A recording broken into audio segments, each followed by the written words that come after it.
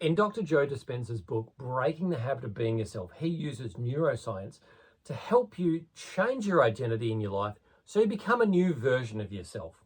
Now, when I first heard about this, I didn't really think much of it. But my brother and I have both been through this same process, different versions, and come out of it in an incredible way, using this neuroscience to rewire our brains. Not just for success, but for happiness, for just getting out of that slump. Now, the changes it makes is profound. We end up thinking so differently that the old self, you kind of wonder how you lived like that. So if you want to use this neuroscience to your advantage, you can absolutely use this on a daily basis to really set yourself up for success. And I'm going to show you how. Now, if you want to optimize your life without wasting time, grab your free life map below. I'll show you how to do things. Now, I went through a nasty breakup where the negative thoughts in my head were absolutely horrible. And I was telling myself things that I wouldn't tell anybody else. Thoughts running through my head day and night, non-stop, beating myself up. Couldn't sleep because my brain would not shut up. I was just wired and I was stressed. And the more I was wired and stressed, the more I stayed wired and stressed, and I stayed in this loop. But when I went through this book of Dr. Joe's, I really learned what I was doing to myself. I was reinforcing a negative thought by habit over and over again, talking myself into depression.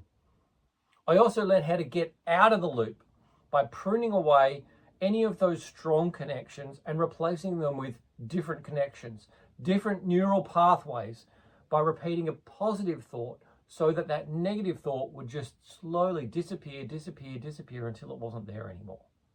That's how it works. See, the brain has these things where with the neural connections, it builds this connection from one point to another, and then it wraps this myelin sheath around it, which reinforces that thought, reinforces the activity.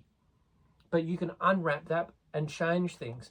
And instead of having the neural pathway run through this way, you can make this one fade away and have a new pathway here that's a much more positive and supportive thing. That's what we really want to try and get to. So I had to learn to stop having those same self-destructive thoughts constantly, to weaken those neural connections and start having more positive thoughts, which got stronger over time, and replace that negativity. Yes, it takes work, but it's totally worth it. And the change that you get is absolutely profound. So here are the steps that you do in that process. First of all, listen to the self-talk that is going on. What is going on? What are the thoughts written in the back of your brain? What are the unconscious or subconscious thoughts that are coming up and repeating constantly? You've got to stop repeating those thoughts. All those connections, they're just going to stay strong and keep reinforcing themselves. The more you repeat those thoughts, the stronger that connection gets. The less you repeat those thoughts, the more that fades away. So we don't want to keep doing the same thing, because the same thoughts create the same actions and behaviors, and then they create the same feelings and emotions, which make us go back to those same actions and repeating it over and over. Prune those things away. Listen to that self-talk. Get it out of your head. You don't need to have that same thought there. Sometimes you might need to just get it out of your head by writing it down so you can actually see what is going on. See, what am I telling myself here? Do I really need to keep telling myself that same thing? Is this even true, or am I just telling myself lies? Go on to number 2. Step number 2, we want to catch ourselves going unconscious, going back to that negative self-talk. So you've got this thing going on in your head and you manage to shut it up. But 2 seconds later, it's back there screaming at you again. Nope, go away. Stop. I don't want to think that thought anymore. Stop. I don't want to think that thought anymore. You're catching yourself having that thought. What are you going to do about it? Can you challenge it? Can you replace that thought, or is it still just stuck there? If it's stuck and you can't seem to shake it, move on to number 3. Come up with a new version of what you want. If that negative thought is telling you you're worthless, what do you need to hear? What do you want it to tell you instead? Maybe you need to tell it to tell you that you have value and you have something to offer.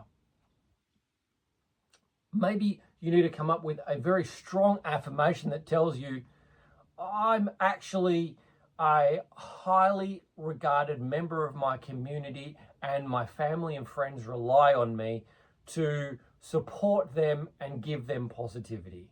And that could be completely against what that other self-thought is, but it could absolutely be true.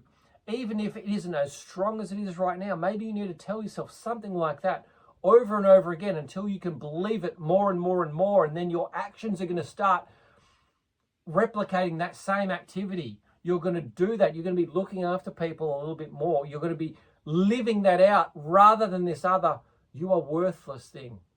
And in the meantime, that thought, that neural pathway is fading away until you have this stronger one and you feel far more confident, far more happy with yourself, far more like yourself than that other person. So it doesn't take much other than consistent action. You just have to keep catching yourself on a regular basis. Now, until you can prune away these negative thoughts, your behaviors and the resulting feelings, they're just going to stay the same. You've got to replace them with better thoughts, more positive thoughts, and then your behaviors are going to change. You're going to start doing something different. When you do something different, you're going to get a different result. When you get a different result, you're going to feel different. You're going to have different emotions that leave you in a completely different headspace, in a much happier place, in a much more successful place. But remember, you've got to keep working on this. You've got to focus on this. It's not something you do one time and you forget about. You have to keep focusing on it until that nasty voice in your head just fades away and it tells you something positive instead. But look, you're probably going to find something else. This is a constant process. We've always got stuff going on. We're always taking on different activity, different information. And it's not just from friends or family. It can be from advertising. It can be from social media. It can be from so many different thoughts. So you must stay on top of this. Stay vigilant to your thoughts. Listen to them, challenge anything negative, and replace it whenever it comes up.